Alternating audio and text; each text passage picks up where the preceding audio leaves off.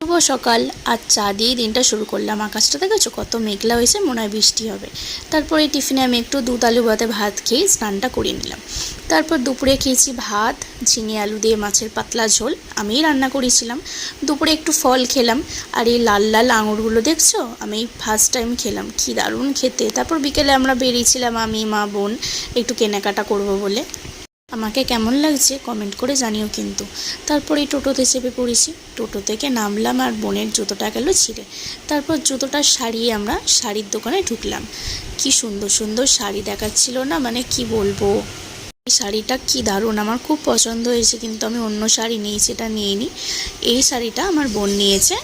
শাড়ি কিনে বেরিয়ে ফুচকার দোকানে গিয়ে ফুচকা খেলাম। এই দোকানে জানো তো ফুচকা খুব সুন্দর করে। তারপরে বাড়ি চলে এলাম। বাড়ি এসে মা ফ্রেশ হয়ে রুটি বানাচ্ছিল। রাতের ডিনারে ছিল রুটি, আলু পটল কুমড়োর তরকারি, তরলি ভাজা, শশা। টাটা। আজকের মিনি ব্লগ কেমন লাগলো?